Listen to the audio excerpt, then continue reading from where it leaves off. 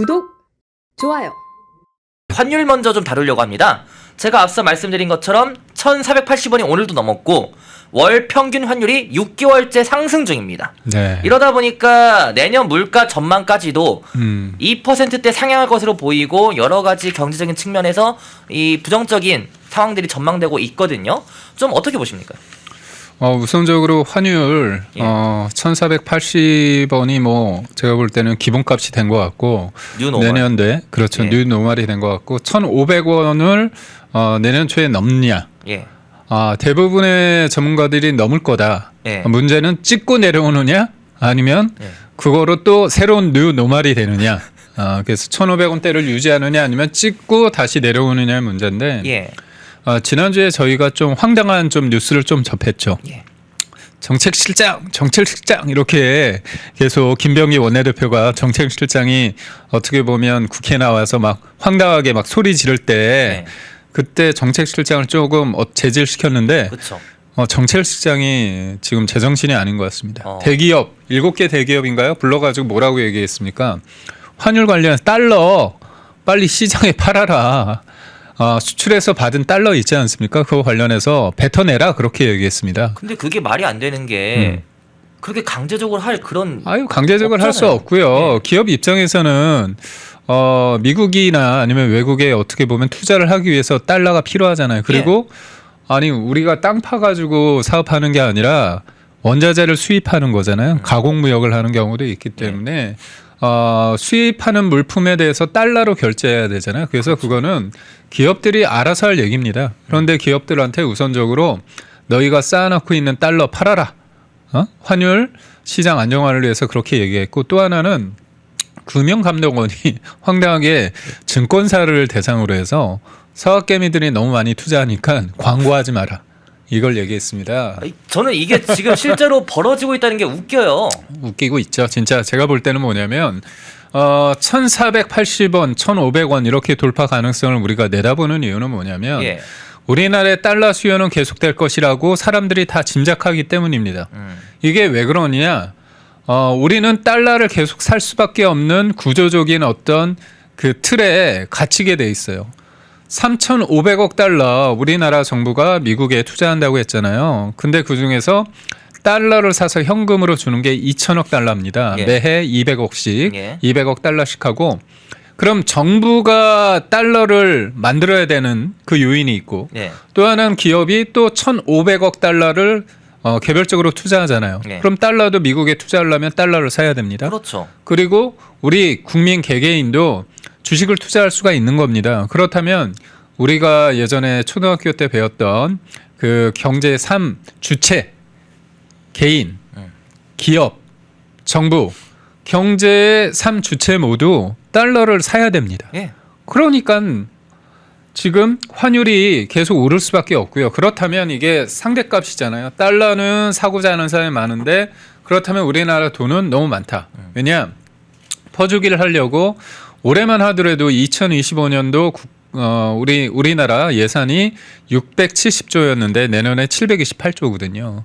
50조가 늘고요. 그리고 추경을 통해서 어떻게 했습니까? 지난 대선 이후에 13조 원을 풀었잖아요. 그리고 또 매해 110조씩 우리나라가 국채를 발행해서 공급을 합니다.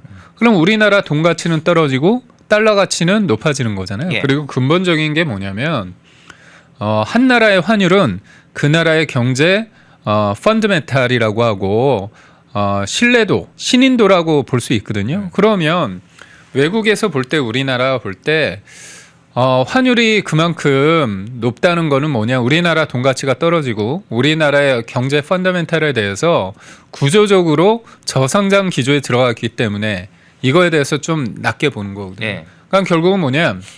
한 나라의 경제 펀더멘탈이 좋으려면 기업이 성장해야 되잖아요. 근데 기업을 성장하기 위한 조건이 뭐가 있습니까? 노란봉투법으로 사실상 1년 내내 어떻게 보면 파업 관련해서 시달릴 수 있고 시위 같은 거. 그렇죠. 더 센 상법 개정안 관련해서 방어권 보장이 힘들고요. 경영권 방어권 보장이 힘들고 그리고 중대재해처벌법. 그러니까 우리나라에서 사업하기 힘들다는 거를 사람들이 알고 있고 예. 또 오늘 조선일보 1면에 나왔지만 전기료가 전체 어떤 제조를 하는 데 있어서 물건을 만드는 데 있어서 30-40%나 든다는 거 아닙니까? 예. 그러다 보니까 우리나라 기업은 해외로 나가려고 하고 있고 FDI라고 해서 외국인의 직접 투자가 작년 대비 30-40% 줄었다는 거 아닙니까? 그러면 우리나라 기업도 우리나라에서 기업하기 힘드니까 외국으로 나가고 외국계 기업도 윤석열 정부에 비해서 30-40% 투자 비용이 줄었다는 거 아닙니까? 네. 그렇다면 우리나라에서 사업하기 힘든데 어떻게 우리나라의 돈 가치가 세지겠습니까? 그렇죠. 그러니까 이 전반적인 걸 봤을 때 이재명이라는 사람이 하는 포퓰리즘의 어떤 정책 그리고 관세 협상을 잘못한 부분 그리고 또 기업을 어떻게 보면 악마화하고 노조 중심적인 포퓰리즘의 성격 노사에서 노조 위주의 어떤 정책에 대해서 이게 다 하나하나 다 모아져 가지고 환율이라는 것으로 수치로 나오고 있다 이렇게 보시면 됩니다. 아니 근데 저는 아까 그 정책실장도 그렇고 네. 그 계속해서 의문인 게 환율 관련해서 네. 아니 서학개미를 탓하고 그러니까 국민들을 탓한 거죠. 그렇죠. 그리고 그 이제 물론 정책실장은 서학개미 얘기는 안 했지만은 지금 전반적으로 이 환율 관련해서 뭐 한은도 그렇고 정부 관계자들 얘기를 들어보면은 자꾸 누구 탓을 하는 것 같아요. 그렇죠. 서학개미 기업이 달러를 안 풀어서 서학개미가 너무 미국 주식을 많이 사서 이렇게 탓만 하고 있는데 아니 정말로 이 탓 유효한 겁니까? 아니, 그러니까 이게 근본적으로 탓한다고 해가지고 그러면 사람들 네. 왜 투자하겠습니까? 간단한 문제입니다. 네.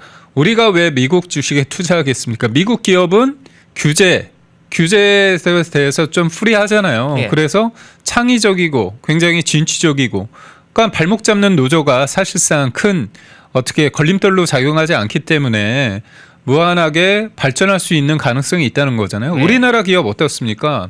삼성전자, SK 하이닉스 관련해서 삼성전자가 R&D 관련해서 연구를 하고 싶어 해요. 그러면 52시간 예외를 두고 싶습니다. 근데 대기업 노조가 저거잖아요. 민주노총이잖아요. 예. 민주노총 입장에서는 아니 우리들은 R&D고 뭐고 상관없이 52시간 예외를 주면 걔네들은 하루에 4일 일하고 싶어 하잖아요. 주 그렇죠. 4일. 예. 그러니까 52시간제 예외를 두면 결국은 우리가 주 5일이 아니라 주 4일로 하는 데 있어서 걸림돌이 된다는 거거든요. 그러니까 결국 다른 데도 아니고 중국마저도 996이라고 합니다. 오전 9시에 출근해서 밤 9시 그리고 6일 동안 일을 한다는 거거든요.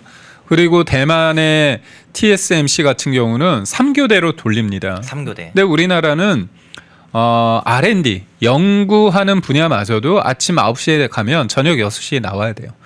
생각해 보십시오.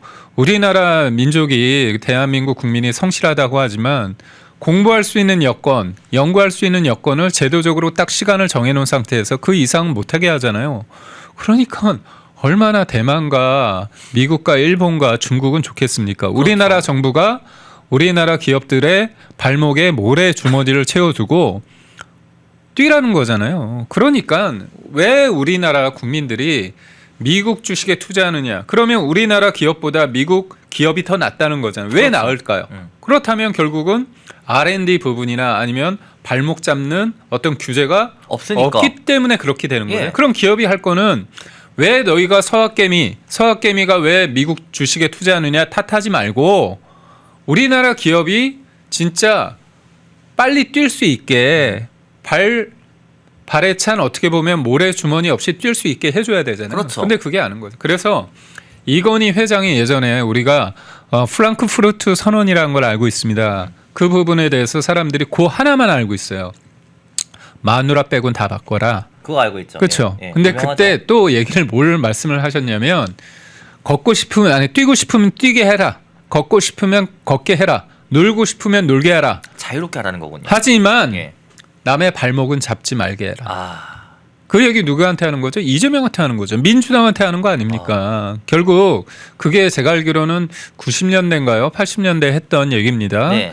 프랑크푸르트 선언. 그래서 삼성전자의 신경영을 이건희 회장이 프랑크푸르트에서 선언을 했다고 해서 그게 유명한 건데 마누라 빼곤 다 바꿔라. 요 얘기만 기억하지 마시고요.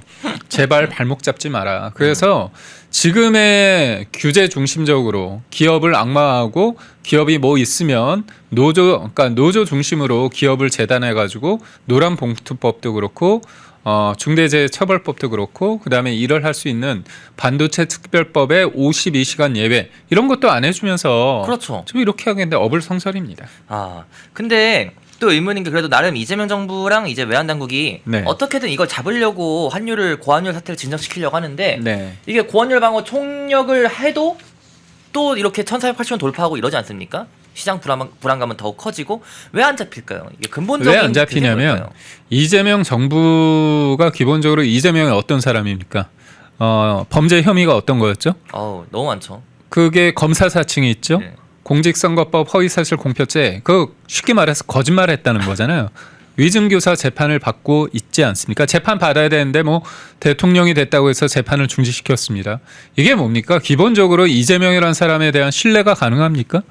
이재명 정부에 대한 신뢰가 가능합니까? 그러니까 시장은요. 정부가 어떤 정책을 얘기했을 때 믿을 수 있느냐가 굉장히 중요합니다. 신뢰. 그러니까 지금의 정부 외환시장에서 이재명 정부에서 팥죽을 쓴다고 해도 콩으로 매주를 쓴다고 해도 믿지 않는 겁니다. 왜 믿지 않느냐? 첫째, 거짓말을 잘한다는 것도 있고 두 번째는 능력이 없다는 걸 압니다. 환율이요. 제가 말씀드렸잖아요.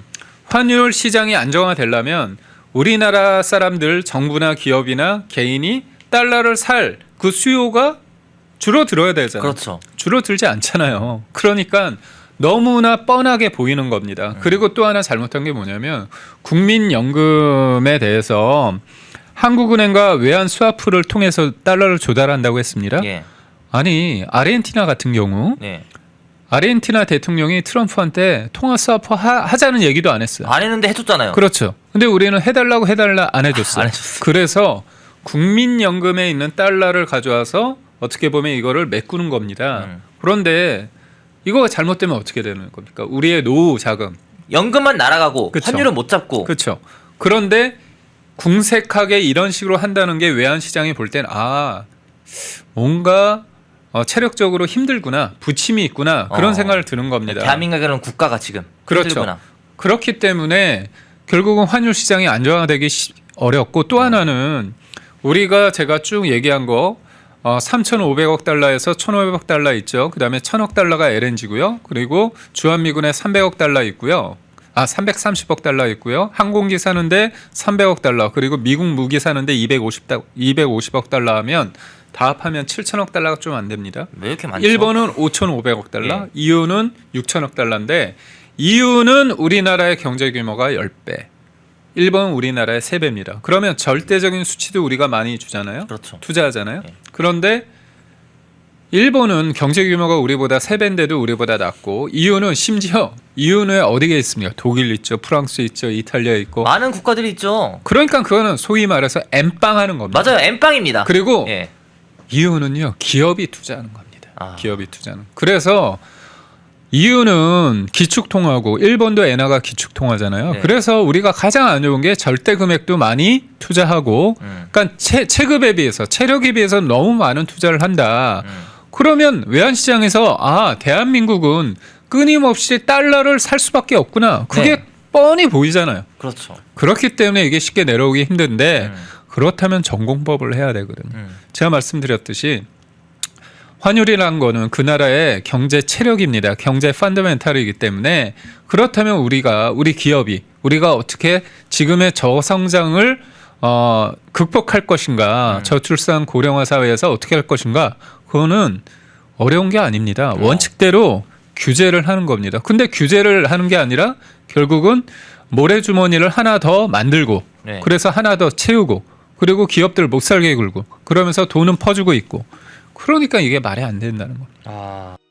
펜앤마이크에서 추천하는 영상도 보고 가세요. 다른 영상도 즐기시려면 구독 버튼을 꼭 눌러주세요.